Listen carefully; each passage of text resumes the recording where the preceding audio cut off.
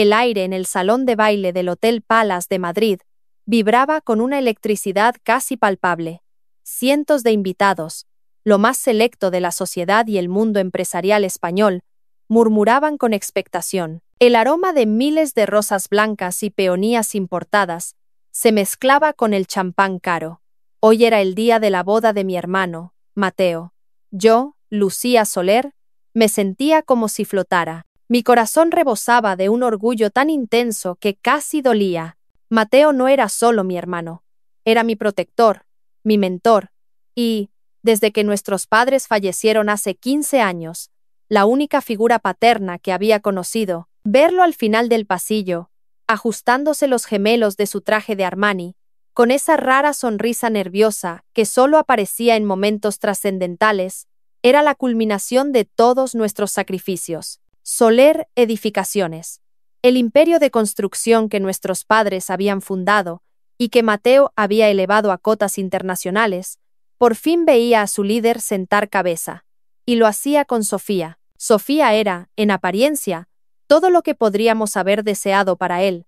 Hermosa, con una elegancia frágil, de voz suave y siempre con una mirada de absoluta admiración dirigida a Mateo. Durante su año de noviazgo, me había tratado como a la hermana que nunca tuvo. Creía, de verdad, que nuestra pequeña familia de dos por fin se expandía. Mi propia vida era el espejo de esa perfección.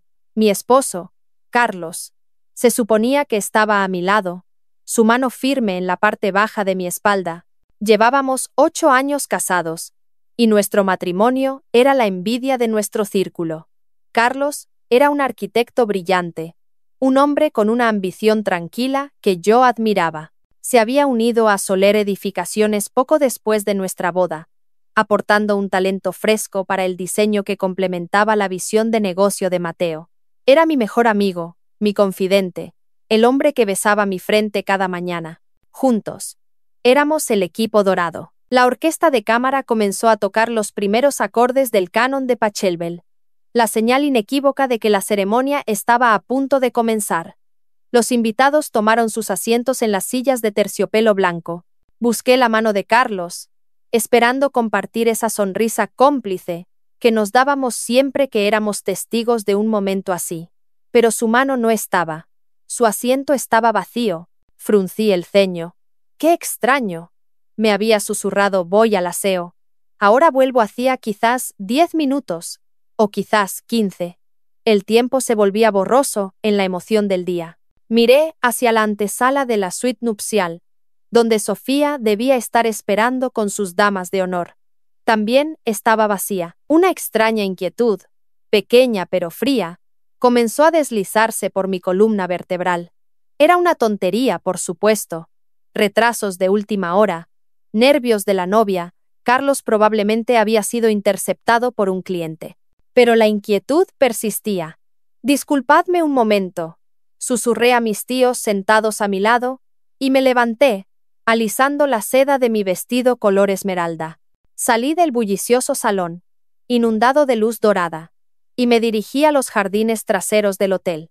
El aire era más fresco allí, denso por el aroma del jazmín y la tierra húmeda. Recordé que Carlos había mencionado, durante el ensayo de la cena la noche anterior, lo mucho que le gustaba una alcoba de piedra oculta que había descubierto, un rincón romántico perfecto, la había llamado. Quizás había ido allí a tomar aire, o a hacer una llamada importante lejos del ruido. Caminé por el sendero de piedra, el sonido de mis tacones, amortiguado por el césped perfectamente cortado.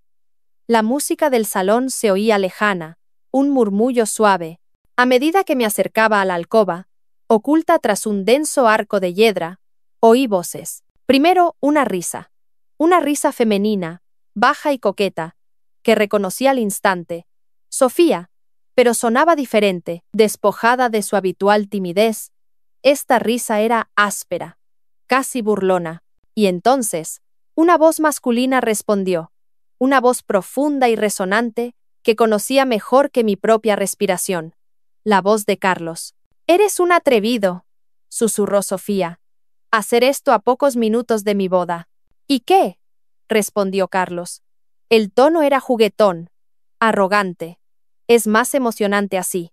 Además, ¿quién va a sospechar? Todos están dentro, esperando que empiece la farsa.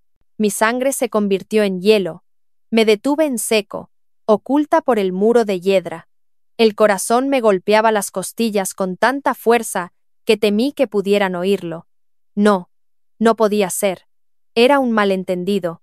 Estaban bromeando. Con manos que temblaban violentamente, aparté una sola hoja de hiedra, y entonces mi mundo se detuvo.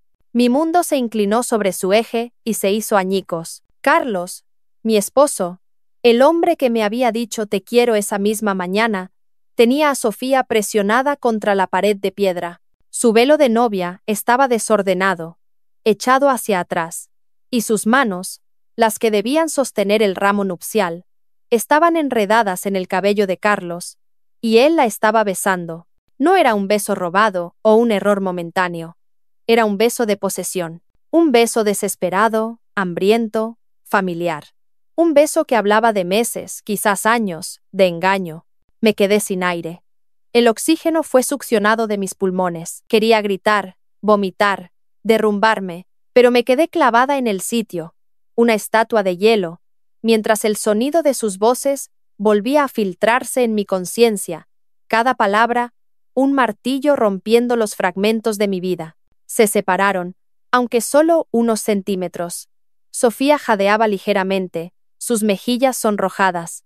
Tu esposa es una estúpida, dijo, y su voz, ahora tan clara, goteaba veneno. Está sentada ahí dentro, sonriendo como una idiota. No sospecha absolutamente nada. Una risa fría y gutural salió del pecho de Carlos, una risa que nunca había oído. Y tu prometido, Mateo, es un tonto enamorado. Está tan ciego de amor que no ve lo que tiene delante. Carlos la agarró por la barbilla, su voz bajando a un susurro conspirador que cortaba más que un cuchillo. Pero ten paciencia, mi amor. Solo unas horas más. Una vez que seas la señora Soler, tendrás acceso a todo. Cuando controlemos la empresa desde dentro, Lucía y él no sabrán qué los golpeó. Caerán tan rápido que será patético. Empresa. Controlar. Estúpida. Tonto. Patético. Las palabras daban vueltas en mi cabeza, una cacofonía de traición. Esto no era solo sexo. Esto no era solo una aventura. Era una conspiración, una traición calculada para destruir a mi hermano, robar el legado de mi familia, y yo había sido la puerta de entrada, la esposa estúpida que, sin saberlo, había albergado al enemigo en mi cama y en el corazón de nuestra compañía durante 8 años, antes de contarles cómo reuní las fuerzas para moverme. Si ustedes creen que la traición de un esposo es imperdonable, pero la traición a un hermano es una declaración de guerra, asegúrense de suscribirse al canal y activar las notificaciones, porque la venganza que se avecinaba no era solo mía, era de toda la familia. El dolor en mi pecho era tan agudo que me doblé, reprimiendo un sollozo que amenazaba con desgarrarme la garganta. Tenía que salir de allí. Tropecé hacia atrás, con la mano en la boca, mis movimientos torpes y ruidosos. Un tacón se enganchó en una raíz. Hice un ruido, un pequeño jadeo ahogado. En la alcoba, el murmullo se detuvo. ¿Qué ha sido eso?, susurró Carlos. No esperé a ver si me habían descubierto. Me di la vuelta y corrí. Corrí como si mi vida dependiera de ello. Corrí a ciegas por el sendero de piedra, con las lágrimas cayendo calientes y furiosas por mis mejillas. El mundo se había reducido a un túnel borroso de mármol blanco, rosas pálidas y el sonido de mi propia respiración desgarrada. Atravesé las puertas del salón, pero no me detuve. Pasé corriendo junto a invitados confundidos, sus rostros girando hacia mí con sorpresa. Solo tenía un pensamiento. Mateo. Tenía que encontrar a Mateo. Tenía que detener esto. Doblé la esquina del gran pasillo que llevaba a la suite del novio y choqué con la fuerza de un tren de mercancías contra un pecho sólido como una pared. Unas manos fuertes me agarraron por los brazos para evitar que cayera. Oye, Lucía. Despacio. Levanté la vista, mi visión nadando entre lágrimas. Era él, Mateo, mi hermano. Su rostro, habitualmente sereno y en control, Se contrajo instantáneamente en una máscara de preocupación al verme. «¿Lucía? ¿Qué pasa? Estás pálida como un fantasma. Estás temblando. Te has caído». Las palabras salieron de mí en un torrente incoherente, tropezando unas con otras, ahogadas por los sollozos. «Carlos», jadeé, aferrándome a las solapas de su traje como si fuera un salvavidas. Carlos y Sofía, en el jardín, ahora mismo, se estaban besando. Y la empresa, Mateo, están planeando algo. Quieren quitárnoslo todo, dijo. Dijo que soy una estúpida, y que tú eres un tonto enamorado. Me preparé para su reacción. Esperaba que su rostro se volviera rojo de ira, que me apartara de un empujón y corriera a los jardines para matar a Carlos. Esperaba que gritara, que golpeara la pared, que cancelara la boda, que incendiara el maldito hotel. Pero Mateo no hizo nada de eso. Se quedó perfectamente quieto. Su rostro no mostró ni sorpresa, ni ira, ni dolor. Simplemente me miró, absorbiendo mi histeria con una calma que era 1000 veces más aterradora que cualquier explosión de furia. Su agarre en mis brazos se tensó, no con rabia, sino para anclarme, para sostenerme. Esperó pacientemente hasta que mis sollozos se redujeron a jadeos temblorosos. El mundo pareció reducirse a ese pasillo silencioso, a sus ojos oscuros e insondables fijos en los míos. Entonces, con una lentitud deliberada, levantó la mano, no para limpiar mis lágrimas, sino para mirar su reloj, un Patek Philippe de oro rosa que había sido de nuestro padre. «Perfecto», murmuró, casi para sí mismo. «Justo a tiempo». Volvió a mirarme. Mi cerebro, nublado por el pánico, no podía procesar lo que estaba sucediendo. «Justo a tiempo». «Perfecto». Con una calma glacial que me heló la sangre, Mateo levantó la mano, y con el pulgar, secó suavemente una lágrima de mi mejilla derecha. Y entonces, lo hizo. Me guiñó un ojo, un guiño rápido, cómplice, el mismo que usaba en nuestra infancia, justo antes de ejecutar una travesura perfectamente planeada contra nuestros primos. «Tranquila, Lucía», susurró, su voz tan baja que apenas pude oírla por encima del latido ensordecedor de mi corazón. «El acto principal está a punto de comenzar». Mi mente no podía procesar el guiño. Era un gesto tan fuera de lugar, tan desconectado del apocalipsis, que acababa de presenciar, que por un segundo pensé que me había vuelto loca, o que mi hermano se había vuelto loco. «¿Lo sabías?», logré susurrar. Mi voz apenas un graznido roto. La calma de Mateo se quebró. Su rostro se endureció con una urgencia repentina. «No aquí». Agarró mi mano, no con la suavidad habitual de un hermano, sino con la fuerza de un comandante en el campo de batalla. Me arrastró por el pasillo, alejándonos del salón principal, hacia la suite privada del novio al final del ala. Los pocos invitados que aún estaban fuera nos miraban con curiosidad. La hermana del novio, llorando desconsoladamente, siendo rescatada por el novio justo antes de su boda. ¡Qué escena tan conmovedora! Si supieran la verdad, Mateo me metió en la suite, una habitación cavernosa, llena de arreglos florales y champán sin tocar, y cerró la puerta con llave. El silencio de la lujosa habitación era ensordecedor. «Lo sé todo desde hace 3 meses, Lucía». Las palabras cayeron sobre mí como una losa de plomo. 3 meses. Él había estado viviendo con esta mentira, sonriendo, planeando, mientras yo flotaba en mi burbuja de felicidad ignorante. Me derrumbé en un sofá de terciopelo. El llanto que había reprimido en el pasillo ahora me sacudía violentamente. Pero no eran solo lágrimas de dolor. Eran lágrimas de confusión absoluta. «Mateo, no entiendo. ¿Cómo? ¿Por qué? ¿Por qué esta farsa? ¿Por qué dejar que llegue hasta aquí?»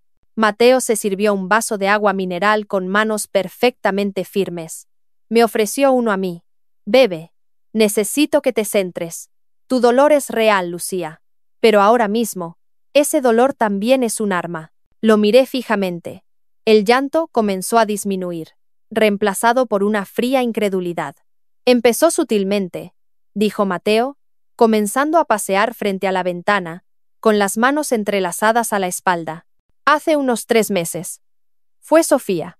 Era demasiado perfecta, demasiado interesada. Me relató cómo, durante las cenas de planificación de la boda, ella hacía preguntas que no encajaban. No preguntaba por las flores o la música, preguntaba por nuestros proveedores de acero. Quería saber si nuestros permisos para la nueva torre de oficinas de Valencia estaban asegurados.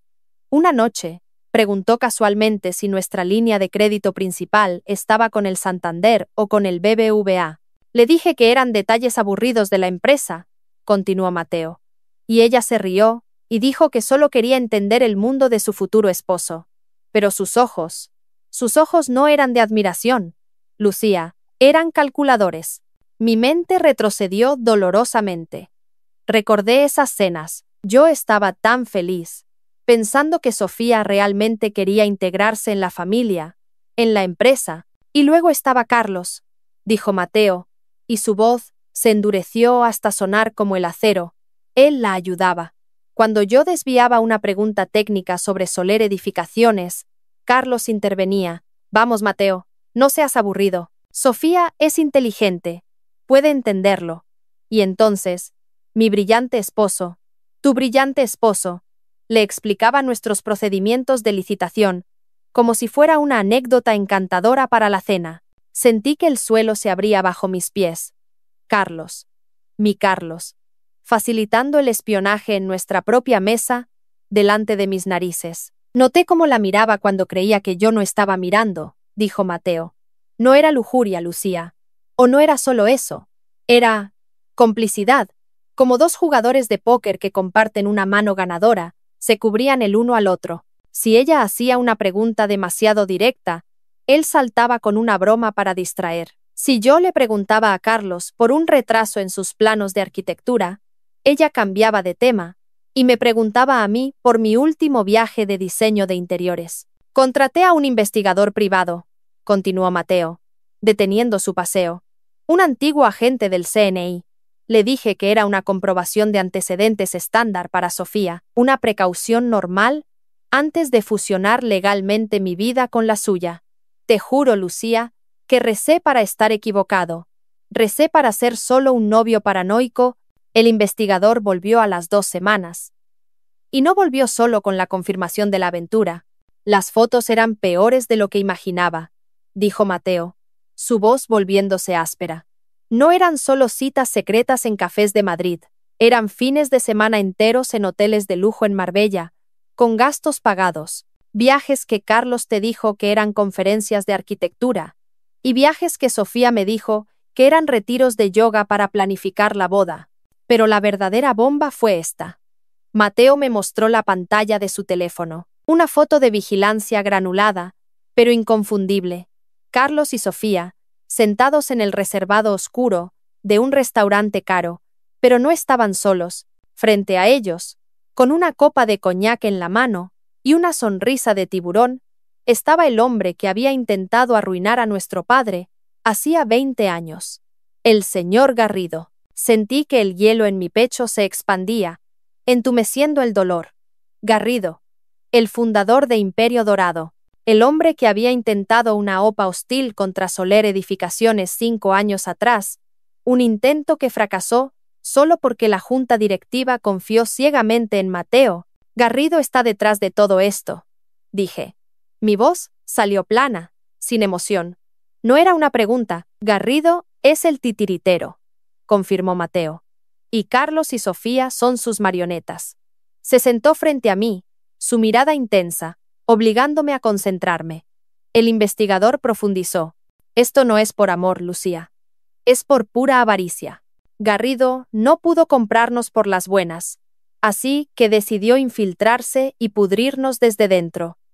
Por lo que sabemos, localizó a Sofía primero. Ella tenía deudas de juego, un pasado turbio que había ocultado muy bien. Garrido le ofreció borrarlas y darle una vida de lujo. Su misión, seducirme, convertirse en la señora Soler. Pero necesitaba a alguien dentro, continuó Mateo. Alguien con acceso real. Necesitaba a Carlos. Y tu esposo, Lucía, aparentemente tenía su propio precio. ¡Dinero!, susurré. Dinero, sí. cientos de miles de euros transferidos a una cuenta offshore. Pero más que eso, celos. El investigador encontró correos electrónicos. Carlos te odiaba, Lucía. Odiaba trabajar para la familia de su esposa. Odiaba que yo fuera el presidente y él solo un arquitecto jefe.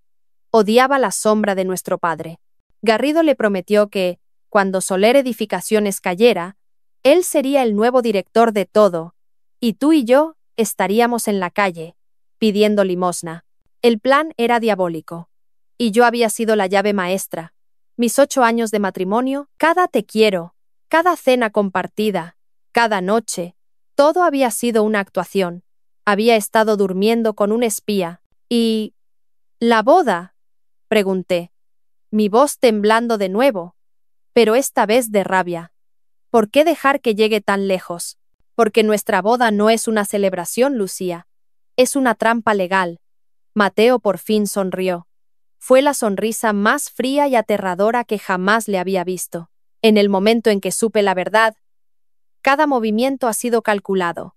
Esta boda cuesta 300.000 euros y la paga íntegramente una sociedad fantasma creada por Garrido como regalo a la novia, un regalo que es, en realidad, un soborno perfectamente documentado que la policía ya tiene. Mi mente corría para alcanzarlo. Durante los últimos 2 meses, continuó, he estado alimentando a Carlos con información falsa.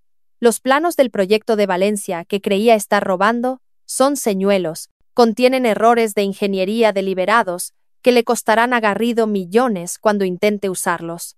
Las proyecciones financieras que le pasó a Garrido son infladas, diseñadas para hacerle sobreestimar nuestro valor y cometer errores financieros garrafales en sus propios fondos para preparar la OPA.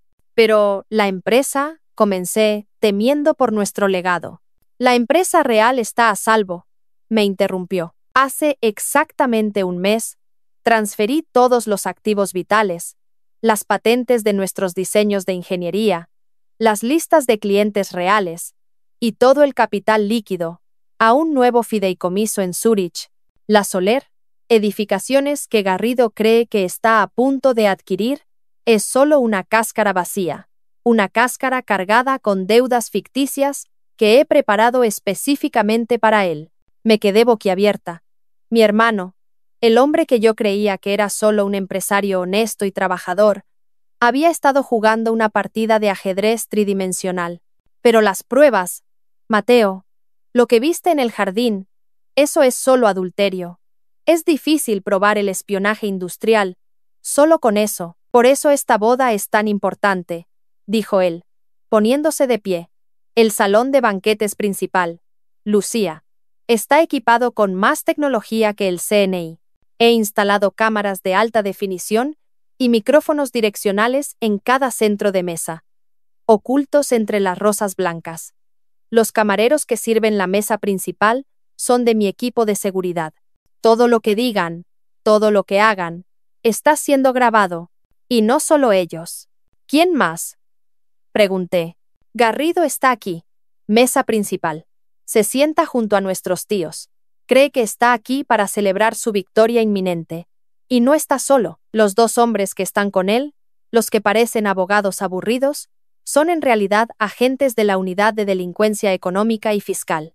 Están aquí de paisano, como invitados míos. Han estado esperando esta noche tanto como yo. Tienen una orden de arresto lista para ser ejecutada. El plan era tan vasto, tan completo, que me mareaba.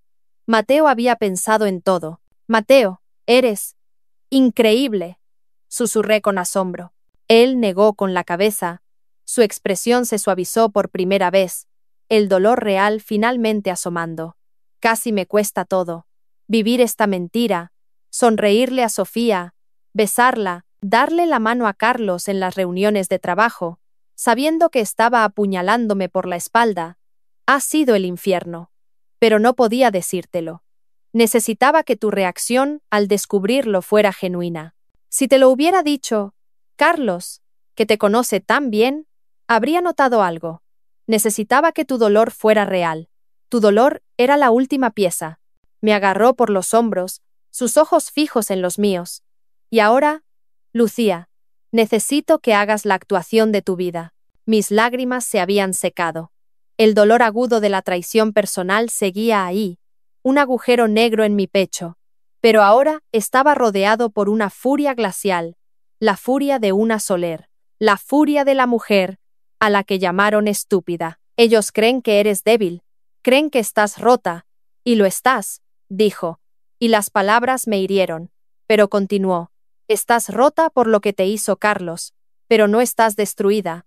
Necesito que vuelvas a ese salón. Necesito que te sientes en primera fila. Cuando ese vídeo se muestre, necesito que parezcas devastada.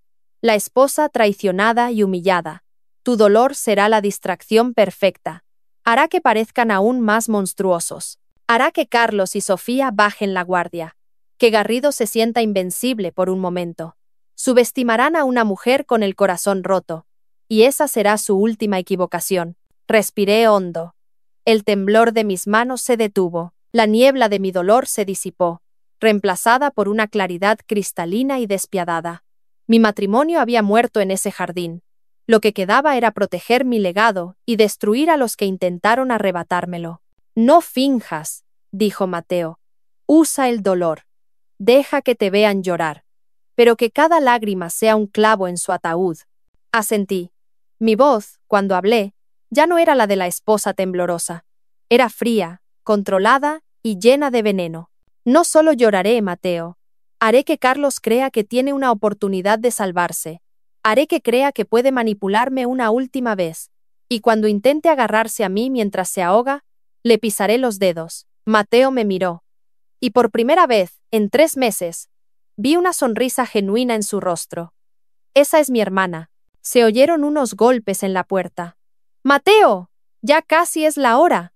Sofía está de camino al altar. Perfecto, dijo Mateo, alisando su traje. Abrió la puerta. Vamos, hermana. Tenemos una boda que arruinar. Salimos de la suite del novio. Mateo me dio un último y firme apretón en el brazo. Un gesto que decía todo lo que no se podía pronunciar. Es la hora, hermana. Ve y rómpete. Pero rómpete como un diamante, no como un cristal. Asentí, mi garganta tan apretada que no podía hablar. Caminar por ese pasillo de regreso al salón principal fue la caminata más larga de mi vida. Cada paso se sentía pesado, como si avanzara a través de cemento húmedo. El dolor era real, un agujero negro y palpitante en mi pecho donde mi matrimonio había existido 8 años. 8 años. 825.000 euros en pagos a su cuenta offshore, 15.000 euros en deudas de juego de Sofía, pagadas por Garrido. La traición no era solo emocional, era financiera, era estratégica. Y yo, una socia de Soler Edificaciones, había sido la idiota ciega que le abrió la puerta.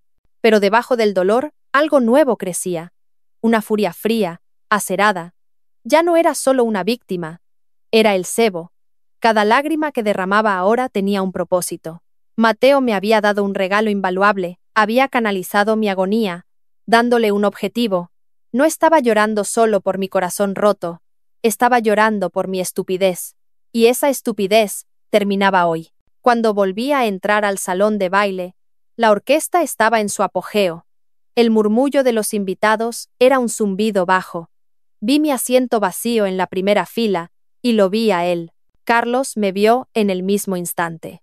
Su rostro, que había estado relajado mientras charlaba con mi tío, se tensó visiblemente. Vio mi rostro devastado por el llanto, vio mis ojos hinchados y rojos. Se puso de pie de un salto y corrió hacia mí. Su rostro una máscara de confusión, y, noté ahora, un destello de pánico. Temía que hubiera descubierto su infidelidad o temía que hubiera estropeado su gran plan. Lucía, Dios mío, cariño, ¿dónde estabas? Susurró urgentemente, agarrando mi brazo. Su toque me quemó la piel.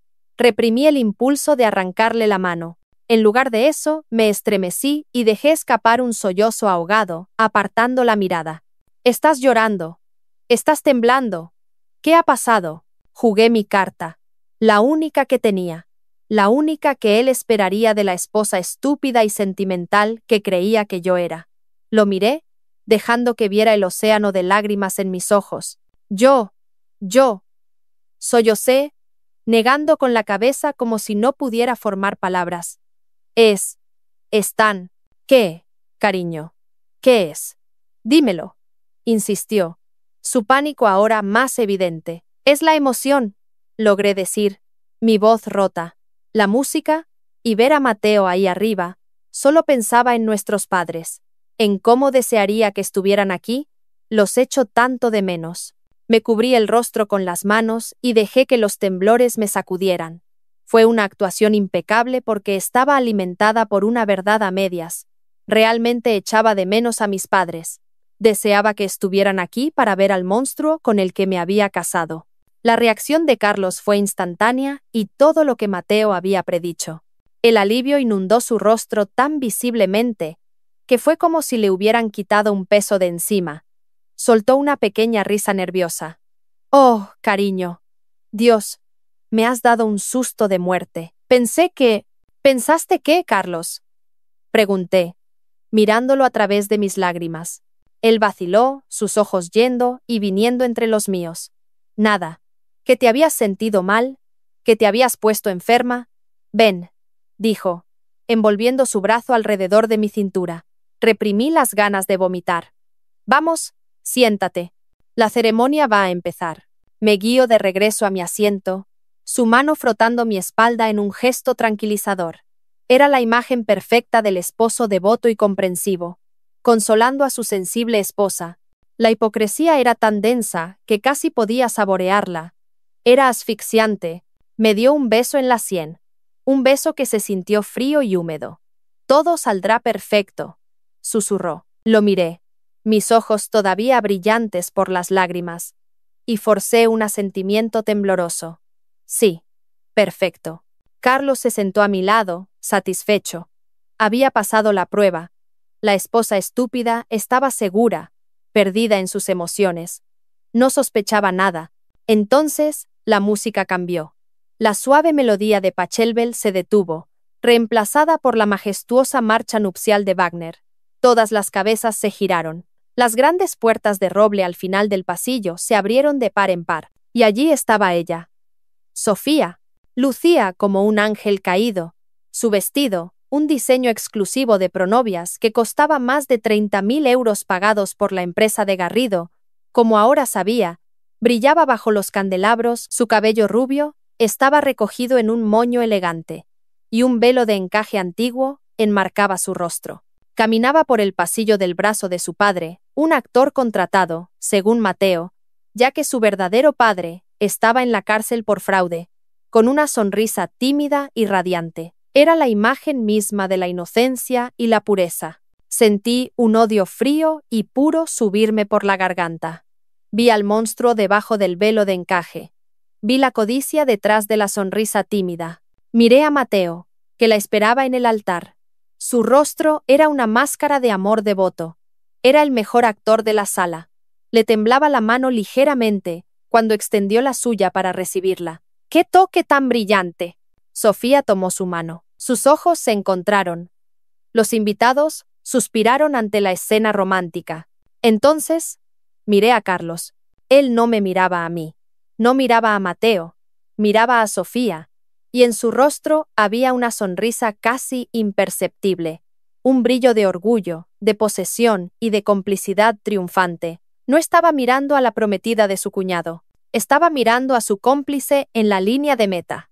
Estaba admirando su obra maestra. Ese gesto, esa sonrisa secreta que pensó que nadie vería, me dolió casi más que el beso en el jardín. Era la confirmación final de que yo no era nada. Era la celebración silenciosa de su victoria sobre nosotros. Apreté los reposabrazos de la silla de terciopelo. Mis uñas se clavaron en la tela. Mis nudillos se volvieron blancos. Sofía y Mateo se pararon frente al oficiante. El anciano, un amigo de la familia con una voz amable y resonante, sonrió. «Estamos aquí reunidos hoy», comenzó, «para celebrar la unión de dos almas, Mateo Soler y Sofía Gascón». Habló de amor, de confianza, de lealtad, de construir un futuro juntos. Cada palabra era una mentira, una burla. Sentí que me ahogaba con la ironía. A mi lado, Carlos respiraba tranquilo, completamente relajado. Su plan Estaba a punto de completarse. ¿Y ahora?, dijo el oficiante. ¿Los votos? Se volvió hacia Mateo. Mi hermano tomó las manos de Sofía. Su voz era firme, clara, resonando con emoción controlada, mientras prometía amarla y respetarla. Mentiras hermosas. Luego, le tocó a Sofía. Ella se secó una lágrima falsa del rabillo del ojo. Su voz era suave, casi un susurro, obligando a todos a inclinarse para escuchar su sinceridad. Yo, Sofía, comenzó, su mirada fija en Mateo. Te tomo a ti, Mateo, como mi esposo. Prometo amarte, honrarte y serte fiel, en la riqueza y en la pobreza, en la salud y en la enfermedad, hasta que la muerte nos separe. Serte fiel. La palabra resonó en el salón silencioso. Miré a Carlos. Él me estaba sonriendo a mí. Una sonrisa condescendiente, como diciendo, ¿ves, cariño? Qué emotivo es el amor verdadero. Luego, desvió la mirada hacia su amante en el altar, su expresión llena de oscura satisfacción. El oficiante sonrió. ¡Qué palabras tan hermosas! Y ahora, por el poder que me ha sido conferido, no. La palabra no fue un grito. Fue una orden. Fría, clara y absoluta. El oficiante se detuvo en seco, con la frase a medio terminar. Perdón, hijo. La música, que había comenzado a hincharse, se cortó abruptamente. El salón quedó en un silencio tan profundo y total que podía oír la respiración nerviosa de la mujer sentada detrás de mí. Se podía oír la caída de un alfiler. Cientos de cabezas se giraron, confundidas. Sofía se congeló. Su sonrisa de novia se quedó pegada en su rostro, una máscara grotesca. Cariño, susurró, su voz ahora aguda por el pánico. ¿Qué? ¿Qué pasa? ¿Estás bien? A mi lado, Carlos se puso rígido como una barra de hierro. Su sonrisa había desaparecido. Mateo, ¿qué demonios?, comenzó a decir. He dicho que no, repitió Mateo. Se soltó suavemente de las manos de Sofía y dio un paso atrás.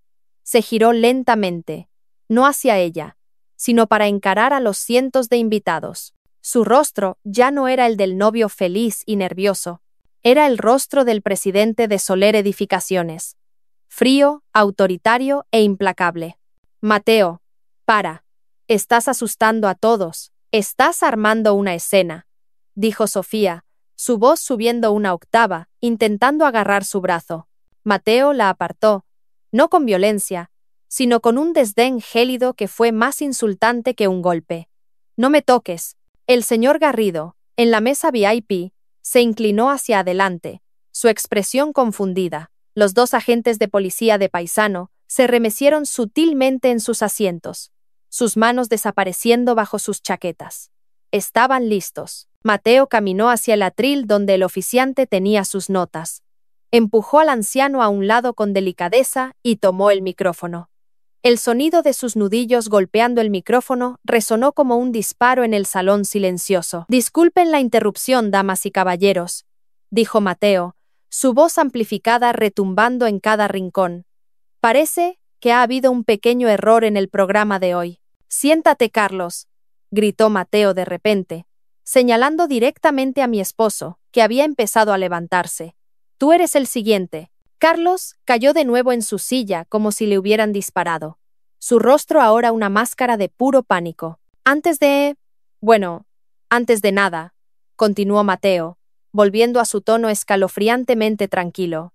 Me gustaría hacer un brindis. Hizo una seña a uno de los camareros que flanqueaban el escenario. Su jefe de seguridad encubierto. El hombre le entregó rápidamente una copa de champán. Mateo la levantó en alto. Un brindis por las cosas que más valoramos en la familia Soler: la honestidad, la lealtad y la transparencia. Sus ojos se clavaron en Sofía, que ahora temblaba visiblemente. Tienes razón, querida, dijo, respondiendo a su protesta anterior. Estoy armando una escena, pero una imagen vale más que 1000 palabras. ¿No es así?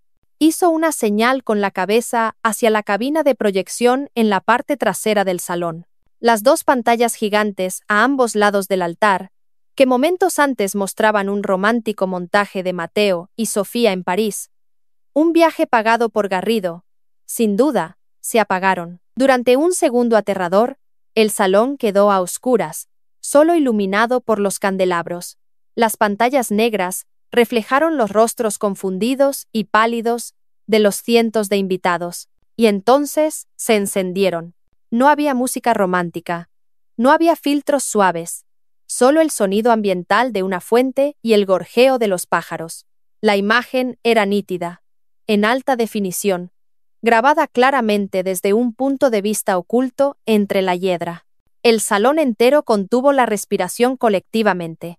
Ahí estaban, en la pantalla, para que lo vieran mi familia, nuestros amigos, los líderes empresariales de Madrid, Carlos, mi esposo, y Sofía, la novia, estaban sujetos en ese beso apasionado, devorador y profundamente familiar. Un grito ahogado salió de la garganta de mi tía. Escuché a alguien detrás de mí decir, «Dios mío», y entonces el audio. Nítido, claro como el cristal, la voz de Sofía. «Tu esposa es una estúpida. Está sentada ahí dentro, sonriendo como una idiota. No sospecha absolutamente nada». Se oyó el grito ahogado de una mujer. Fui yo. No pude evitarlo. Fue un sonido animal, arrancado de lo más profundo de mi ser. Mi dolor era real, y era perfecto. La voz de Carlos, y tu prometido Mateo, es un tonto enamorado. Está tan ciego de amor que no ve lo que tiene delante. El caos estalló. El caos fue instantáneo. Fue como si una bomba de sonido hubiera detonado en el salón de baile del Palace. Se produjo un jadeo colectivo, un sonido agudo de cientos de personas aspirando aire al unísono. Mi tía abuela se llevó una mano al pecho, sus perlas temblando. Varios empresarios importantes se pusieron de pie de golpe. Las copas de champán se tambalearon. Sofía, en el altar, dejó escapar un chillido que no sonó humano. Fue el graznido de un animal atrapado. «¡Es un montaje!», gritó, su voz rompiéndose en una nota histérica. Señaló la pantalla con un dedo tembloroso. «Eso es mentira. Es un vídeo falso. Mateo, diles que es mentira». Corrió hacia él, intentando agarrar el micrófono, pero él la esquivó con un movimiento fluido, protegiéndolo como un matador que esquiva a un toro. Carlos, a mi lado, fue más lento. Se quedó congelado durante 3 segundos completos, su rostro pasando del pánico al gris ceniciento. Su mirada no se dirigió a mí, su esposa traicionada, se dirigió directamente a Mateo, en el escenario. Acababa de darse cuenta. No había descubierto una infidelidad. Había caído en una trampa. «Mateo», rugió, poniéndose de pie de un salto y tirando su silla hacia atrás con un estruendo. «¿Qué demonios has hecho? Estás loco. Has arruinado tu propia boda». Era mi señal. Era mi momento de actuar. El dolor que sentía era real, un ácido hirviendo en mis venas, pero ahora tenía un propósito. Me levanté, mis piernas temblando, parte real, parte actuación, y me volví hacia el hombre con el que había dormido durante 8 años. Mi voz era un grito desgarrador que cortó el caos. Monstruo. Toda la sala se giró hacia mí. Ahora yo era el segundo foco de atención, la esposa devastada. «¡8 años!», grité, mis lágrimas fluyendo libremente ahora. «Me has estado mintiendo durante 8 años. Con ella. Con la prometida de mi hermano». Avancé hacia él, golpeando su pecho con mis puños. «Me llamaste estúpida. Me dijiste que era una idiota. Esto último era una improvisación, pero se sentía correcto». Carlos, completamente descolocado, intentó agarrarme. «Lucía, por favor, escúchame. Esto no es lo que parece. Cálmate. Estás montando una escena». «Yo estoy montando una escena», chillé. «¿Explicarle qué, Carlos?». La voz de Mateo retumbó desde los altavoces, fría como el acero, silenciando mi arrebato y la protesta de Carlos. Él nos miraba desde el escenario, con una expresión de absoluto desdén. «Vas a tener que ser más específico. ¿Vas a explicarle a mi hermana los últimos 8 años de mentiras? ¿O solo los últimos 3 meses de espionaje industrial?» Un nuevo silencio cayó sobre el salón, un silencio más pesado, más oscuro. Espionaje, La palabra flotó en el aire, confundiendo a los invitados. El señor Garrido, en la mesa VIP, se congeló con una copa de coñac a medio camino de sus labios.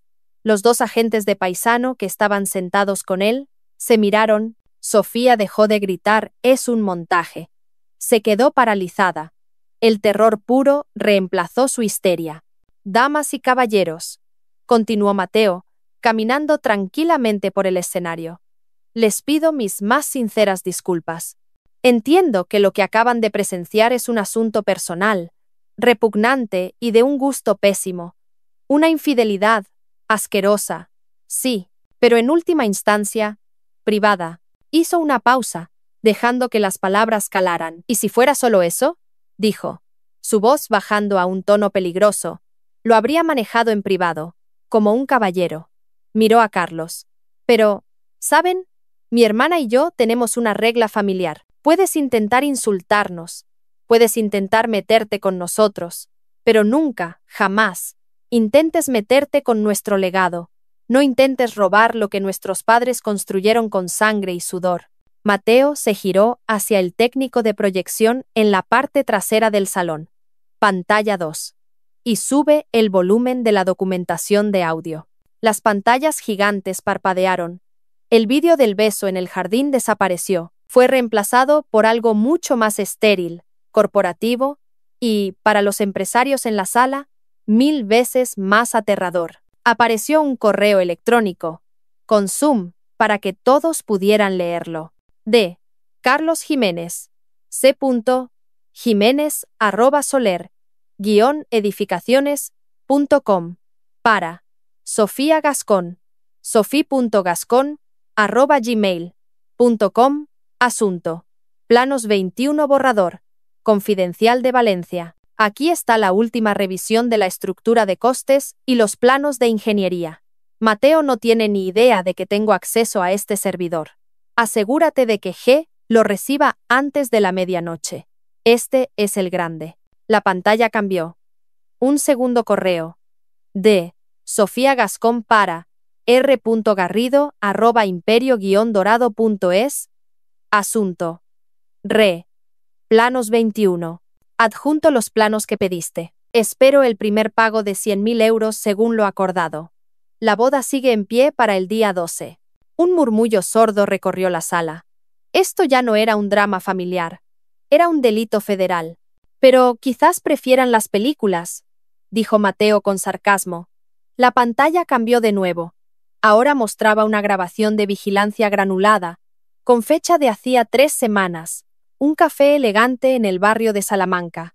Podía ver a Carlos, mirando nerviosamente a su alrededor, antes de deslizar un pequeño pendrive plateado por debajo de la mesa a Sofía. Ella lo tomó, sonrió, se inclinó y le dio un beso rápido, antes de guardarlo en su bolso. La escena cambió. Un aparcamiento subterráneo, con fecha del día siguiente. Sofía, en su BMW blanco, se estaciona junto a un Mercedes blindado negro. La ventanilla trasera del Mercedes baja. Vemos a Sofía entregarle el mismo pendrive plateado a la mano enjollada del señor Garrido. Él le entrega un sobre grueso. «¡Calumnia! Todo es una calumnia», gritó Carlos, pero su voz temblaba. «¿Son también calumnias las transferencias bancarias, Carlos?», preguntó Mateo. La pantalla cambió por última vez. Un complejo diagrama de flujo financiero mostraba a Garrido Global Holdings, una sociedad fantasma registrada en las Islas Caimán, realizando pagos, un pago de 100.000 euros a Sofía Gascón, con el concepto consultoría de bodas, pagos mensuales de 50.000 euros a una cuenta suiza anónima, y el investigador de Mateo había superpuesto el extracto de esa cuenta suiza, mostrando que pertenecía a Carlos Jiménez. 8 años. Volví a gritarle a Carlos, esta vez con una furia genuina. «Estuviste robándonos. Me usaste». Mi papel de esposa devastada era fácil de interpretar, porque debajo de la actuación, la realidad de la traición financiera me estaba golpeando con toda su fuerza. «Durante los últimos 6 meses», anunció Mateo a la sala, su voz retumbando con autoridad, «mi cuñado, Carlos Jiménez, el esposo de mi hermana, ha estado utilizando su confianza y su puesto de arquitecto jefe en Soler Edificaciones para robar sistemáticamente nuestros datos de licitación más sensibles, nuestros diseños de ingeniería patentados y nuestras proyecciones financieras confidenciales. Hizo una pausa, su mirada recorriendo la audiencia, y su prometida, la señorita Sofía Gascón, la mujer que ven en ese vestido blanco, no era solo su amante, era su correo, su enlace directo, su cómplice para canalizar esos secretos al hombre que ha intentado destruir nuestra empresa durante años. Mateo levantó su copa de champán y señaló directamente a la mesa VIP. Su voz se disparó. El señor Ricardo Garrido, presidente de Imperio Dorado. Todas las luces del salón se giraron y se centraron en una sola mesa. El señor Garrido estaba allí, iluminado como un actor en el escenario final de su tragedia. Los invitados se apartaron de él como si tuviera la peste. Los periodistas que Mateo había invitado estratégicamente, haciéndolos pasar por prensa financiera para cubrir la unión de dos grandes familias, encendieron sus cámaras y corrieron hacia él, lanzando preguntas. Señor Garrido, ¿es eso cierto?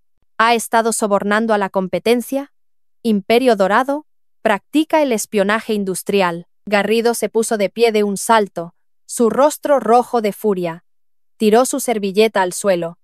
Esto es una calumnia, una absoluta difamación. Mis abogados se pondrán en contacto con usted, Soler. Destruiré a su familia por esto. Gritó a sus guardaespaldas. Sáquenme de aquí. Ahora. Intentó abrirse paso hacia la gran salida del salón, empujando a un camarero que se interpuso en su camino. Pero justo cuando llegaba a las puertas de roble, éstas se abrieron. No entraron más invitados. Entraron los dos hombres que habían estado sentados tranquilamente en la mesa de Garrido todo el tiempo. Los abogados aburridos se movieron con una eficiencia tranquila, flanqueando a Garrido y bloqueándole la salida. Señor Garrido, dijo el más alto, su voz tranquila, pero con un filo que cortó el ruido de la sala.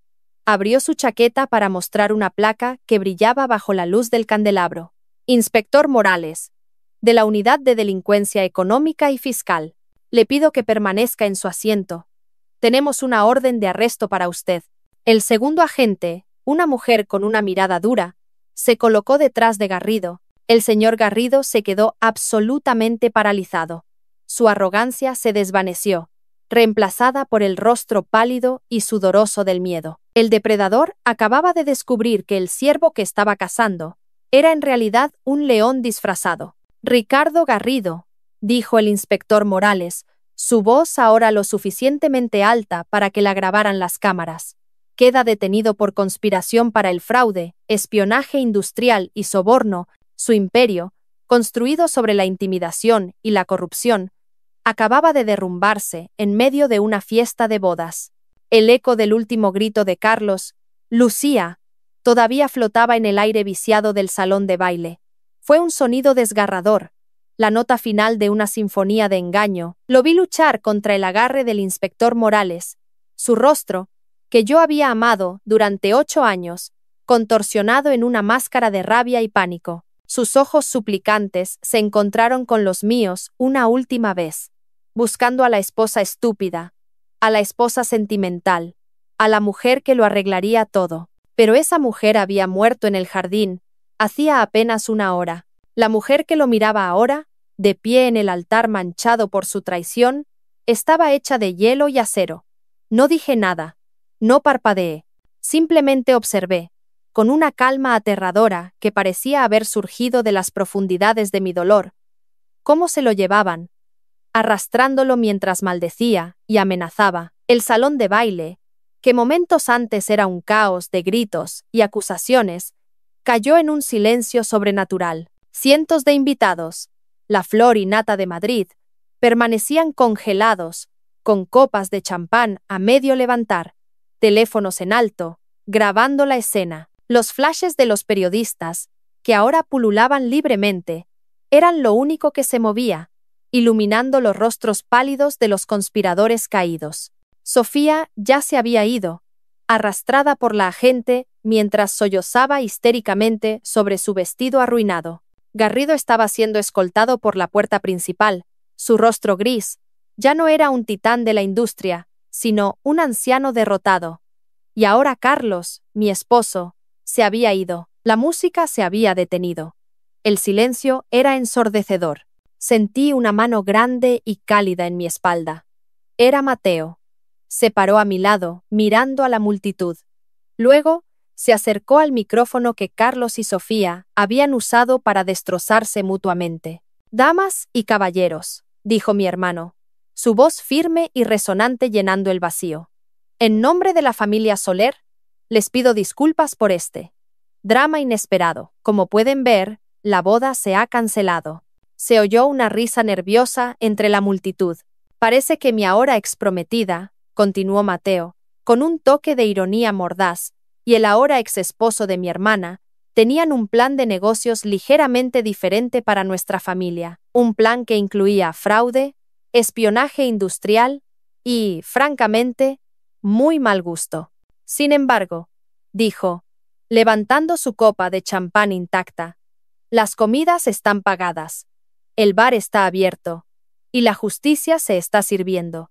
Para aquellos que deseen quedarse y celebrar la verdad con nosotros, la fiesta continúa. Para los demás, gracias por venir. Se giró hacia mí, ignorando los murmullos, los flashes y las preguntas gritadas por los periodistas. Puso su brazo sobre mis hombros. «Vamos a casa, Lucía». La gente se apartó para dejarnos pasar, como si fuéramos de la realeza, o como si fuéramos leprosos. No estaba segura de cuál. Caminé con la cabeza alta, mi rostro una máscara de granito, no miré a nadie. Sentí el toque de la mano de Carlos en mi vestido, un fantasma que nunca se iría. Pasamos las siguientes 4 horas no en una suite de luna de miel, sino en una sala de conferencias fría y sin ventanas, en una comisaría del centro de Madrid, mientras Mateo, con una eficiencia despiadada, entregaba a la policía las grabaciones maestras de todas las cámaras y micrófonos ocultos del salón. Yo daba mi declaración. Un policía amable me hacía preguntas mientras una oficial transcribía. «¿Cuándo supo por primera vez de la aventura, señora Soler?» «Hoy», respondí, mi voz sonando extraña a mis propios oídos, plana y sin vida. «A las 6:14 de la tarde, en el jardín, justo antes de la ceremonia. Y no sabía nada de la conspiración financiera. No. Mi esposo, la palabra me supo a ceniza en la boca, manejaba sus propias cuentas. Yo confiaba en él. Entregamos todo», dijo Mateo, cuando finalmente salimos a la fría noche madrileña, ya pasadas las 2 de la madrugada. Las grabaciones de audio, los vídeos, los correos electrónicos, que el investigador interceptó, las transferencias bancarias de Garrido. Todo. No me llevó a la casa que había compartido con Carlos. No podría haber entrado allí. Me llevó de regreso a la mansión Soler, la casa de nuestra infancia en La Moraleja, el único lugar donde me sentía segura. Esa noche no dormí. Me senté en el alféizar de la ventana de mi antigua habitación, envuelta en una manta, y vi el amanecer pintar el cielo de gris y rosa. La noticia estalló antes de que saliera el sol. Mateo entró en mi habitación con una tableta. No había dormido. «Es un pandemonio», dijo, su voz ronca por el agotamiento. Las acciones de Imperio Dorado se habían desplomado un 90% en la apertura del mercado asiático antes de que se suspendiera su cotización. Estaba acabado. Los titulares de El País, El Mundo, todos los periódicos financieros eran brutales.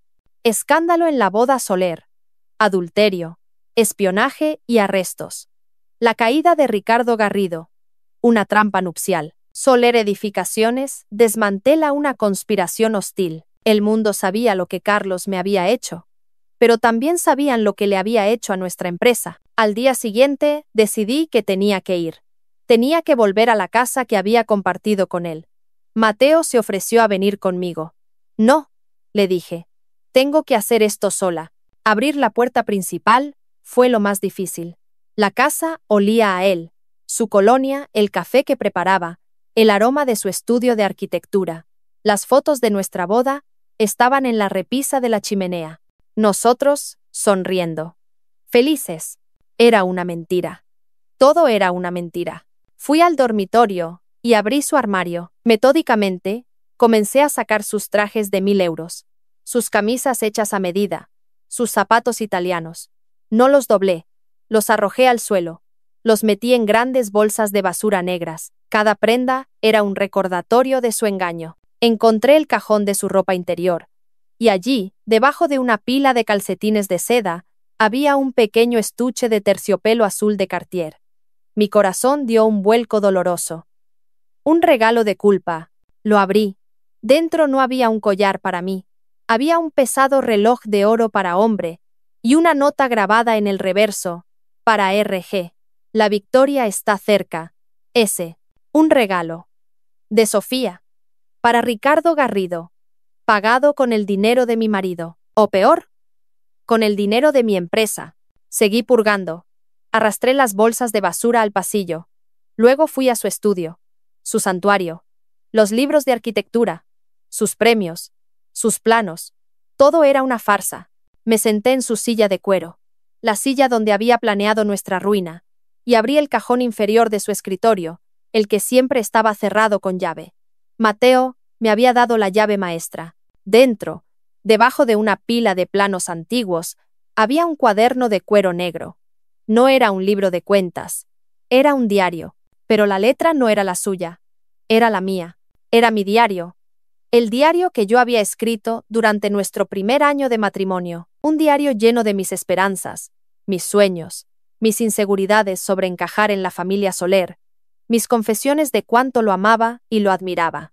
Y en los márgenes, con su letra nítida y arquitectónica, había notas. Junto a una entrada donde yo escribía sobre lo nerviosa que estaba por una cena de negocios, él había escrito: tan ingenua, cree que esta gente la respeta, es adorable, como un cachorro perdido. Junto a una entrada donde yo me preocupaba por si Mateo me veía como una igual en la empresa, él escribió: nunca lo será, es demasiado blanda, cree que los negocios son un juego de sentimientos. Y la peor, una página entera donde yo había derramado mi corazón sobre lo agradecida que estaba por su amor y apoyo incondicional. Él había escrito en el margen inferior: se lo tragó todo. Realmente cree que la amo. A veces, su estupidez es casi excitante. Es la herramienta perfecta. El hielo en mis venas se convirtió en fuego blanco. El dolor desapareció, consumido por una rabia tan pura, tan absoluta, que me dejó sin aliento. No era solo un traidor, era un sociópata. Había estado estudiándome, documentando mi amor como una debilidad que podía explotar.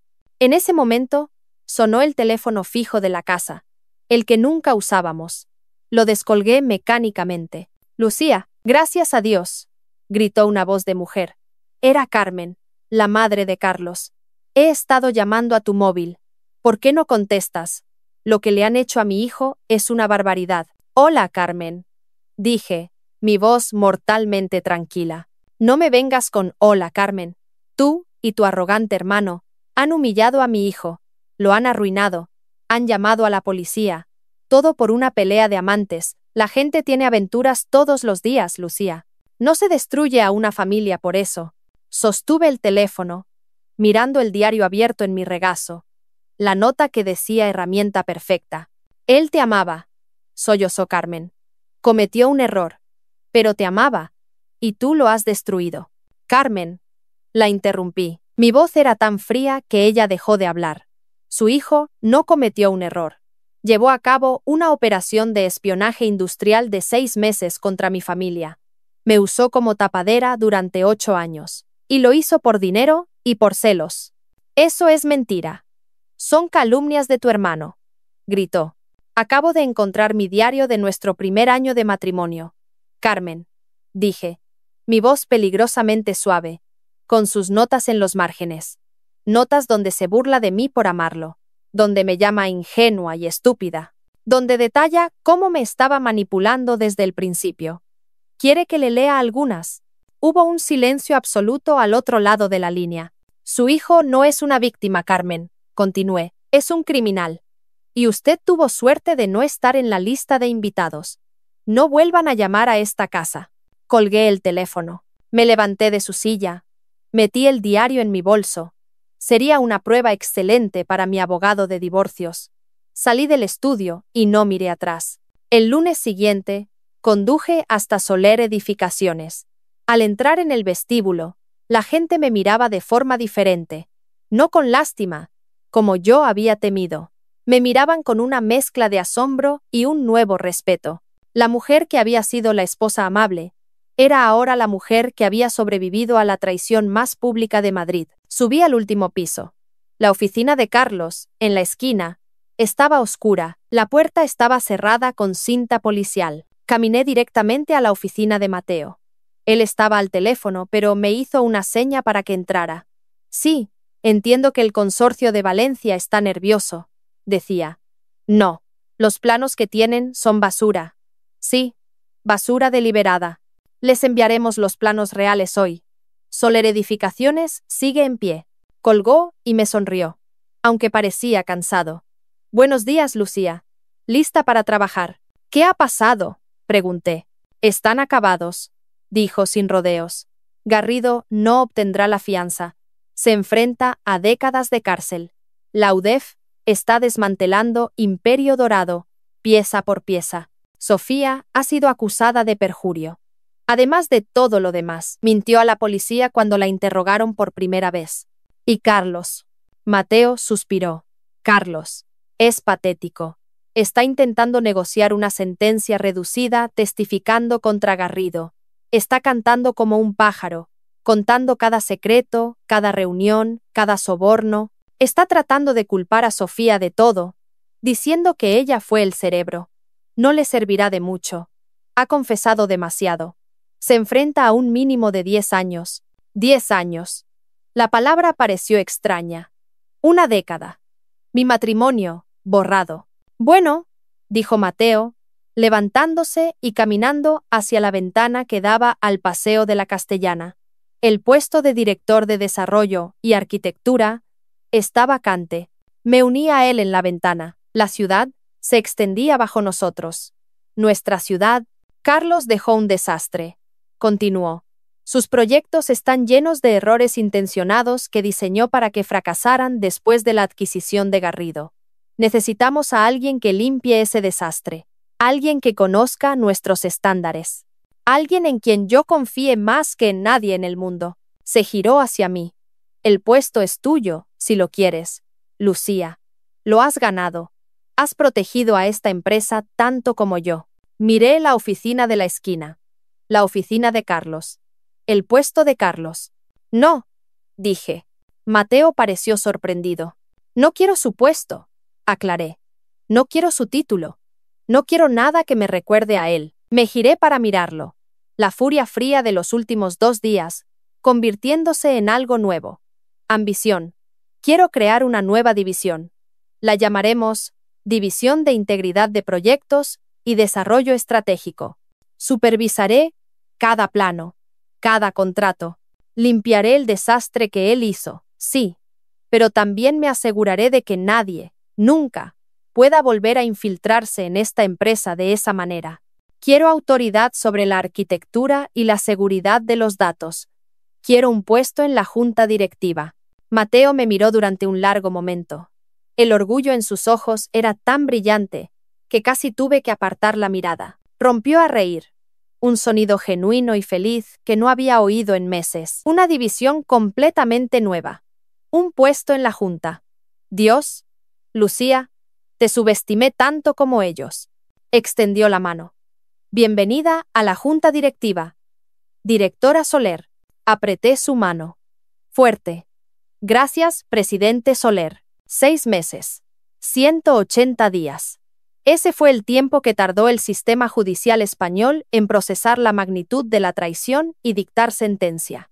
El juicio fue la comidilla de Madrid durante semanas. No fue solo un caso de fraude corporativo, fue una telenovela de la vida real que lo tenía todo.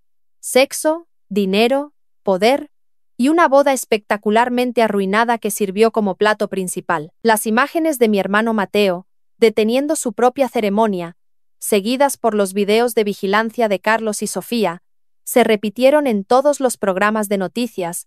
Las acciones de Imperio Dorado, como era de esperar, se evaporaron. La empresa, construida sobre la intimidación y el engaño, no sobrevivió a la luz del sol. Se declaró en quiebra en menos de un mes, liquidada pieza por pieza para pagar las multas multimillonarias impuestas por la Comisión Nacional del Mercado de Valores. Ricardo Garrido, el titiritero, el viejo zorro, fue condenado a 22 años de prisión. La sentencia más dura fue por el espionaje industrial continuado y la conspiración para cometer fraude, pero el juez no ocultó su desprecio por haber orquestado una conspiración tan cruel y personal contra nuestra familia. Sofía Gascón, la novia fatal, recibió 12 años. Su intento desesperado de última hora de culpar a Carlos de todo se vino abajo cuando la policía encontró sus propias cuentas offshore, llenas del dinero de Garrido y Carlos, mi ex esposo. Su cooperación de última hora, su intento patético de cantar como un pájaro, como lo describió Mateo, le sirvió de muy poco. El diario que yo había encontrado, aquel donde me llamaba herramienta perfecta y adorable cachorrito estúpido, fue la prueba central de su premeditación. El fiscal lo leyó en voz alta en la sala del tribunal, palabra por palabra. Carlos fue condenado a 15 años. 15 años por fraude agravado, conspiración y perjurio. Mi divorcio fue mucho más rápido. Fue finalizado en menos de 2 meses. El abogado de Carlos, asignado por el tribunal porque todas sus cuentas habían sido congeladas, intentó argumentar a favor de la división de bienes. Pero el contrato matrimonial era claro, y la cláusula de adulterio, combinada con la abrumadora evidencia de fraude criminal, anulaba cualquier reclamación que él pudiera tener sobre el patrimonio familiar. Carlos Jiménez salió de mi vida legalmente con menos de lo que tenía cuando lo conocí. No recibió ni un solo euro, ni una silla de nuestro apartamento, ni una foto. Salió de mi vida solo con la ropa que llevaba puesta el día de su arresto en la boda. Hoy, 6 meses después de la boda que nunca fue, yo estaba de pie en mi nueva oficina. Ya no era la oficina de arquitectura de Carlos en el ala oeste. La que él había conseguido gracias a mí, era la oficina de la esquina. La grande, la que tenía vistas panorámicas de todo el Paseo de la Castellana y los Jardines del Retiro. La oficina que había pertenecido al director de operaciones, un puesto que Carlos codiciaba en secreto. La placa de caoba pulida en la puerta de cristal esmerilado era nueva. No decía esposa de. No decía señora Jiménez. Decía, en letras doradas y nítidas, Lucía Soler, directora de Integridad, de Proyectos y Desarrollo Estratégico. Había pasado los últimos 6 meses haciendo exactamente lo que le había prometido a Mateo, purgando el veneno que Carlos había dejado atrás en el sistema. Fue como una cirugía empresarial a corazón abierto. Tuve que auditar cada proyecto activo que él había tocado, cada plano que había diseñado.